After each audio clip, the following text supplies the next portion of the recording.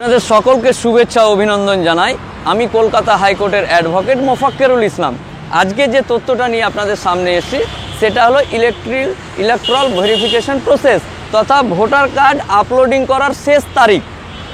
এটা আপনার কাছে খুশির খবর হতে পারে যে এই মাসের 15 তারিখ লাস্ট ডেট ছিল। বিভিন্ন পুজোর ছুটি থেকে শুরু করে বিভিন্ন কাজে নিজেরা ব্যস্ত ছিলেন বা বিভিন্ন দপ্তর ছুটির কারণে বিভিন্ন মানুষ বিভিন্ন জায়গায় ঘুরতে গেছিলেন বা আর কিছু করতে গেছিলেন। এর ফাঁকে 15 তারিখ লাস্ট ডেটটা বা কোনো সাপোর্টিং ডকুমেন্টস ঠিক করতে গিয়ে আপনার ভোটার ভেরিফিকেশনটা করানো হয়নি।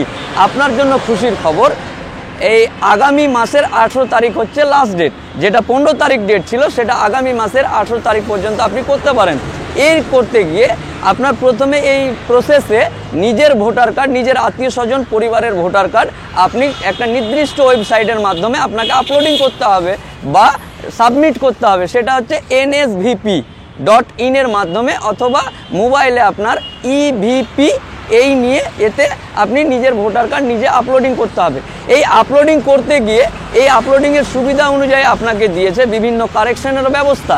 সেই ব্যবস্থাতে আপনি যখন কারেকশন করতে যাচ্ছেন দেখছেন আপনার ভোটার কার্ডে বিভিন্ন রকম ভুল আছে।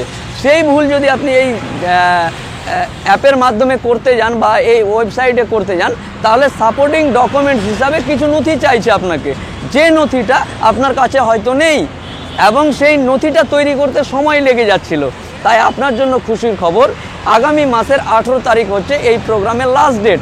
তাই আপনি সাপোর্টিং ডকুমেন্টসটা তৈরি করে আগামী মাসের 18 তারিখ পর্যন্ত এটা পুনরায় চালু হয়েছে, করতে পারেন। আর এটা আপনাকে করতেই হবে। এবং এই করতে গিয়ে অনেক মানুষজন বলছে আমার ভোটার কার্ড বা আমার আগেই সাবমিট করে ফেলেছি কোনো কিছু কারেকশন না করেই, তাহলে আমার ক্ষেত্রে কি হবে? বা আপনি হয়তো জানেন যে নিজের ভোটার কার্ডটা করতে গিয়ে দেখেছেন যে কোনো রকম ভুলভ্রান্তি ছিল, তবুও তাড়াহুড়ো করে আপনি এটা করে দিয়েছেন। বা কেউ কম্পিউটারে করেছে, কেউ মোবাইলে করেছে। দুটোই গ্রহণযোগ্য, দুটোই আবশ্যক, মানে দুটোর মধ্যে যে কোনো একটা আবশ্যিক। আপনারা দুটোতেই করলে কোনো দুশ্চিন্তার ব্যাপার নেই। এবার দেখবেন মোবাইলে করেছেন এক পাচ্ছেন, আবার কম্পিউটারে করছেন আর এক পাচ্ছেন।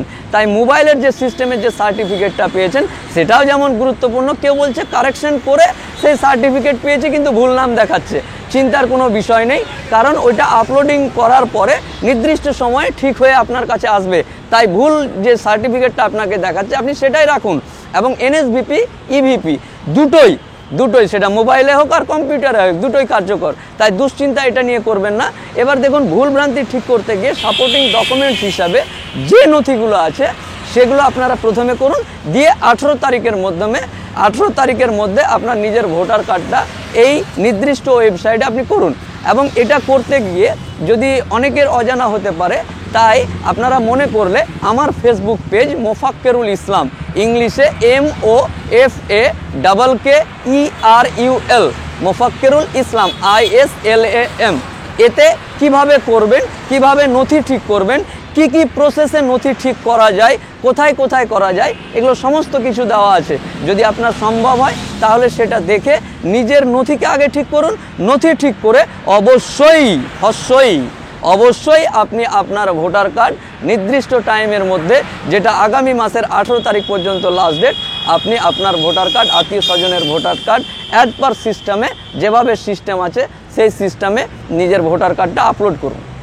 ভালো থাকুন, সুস্থ থাকুন।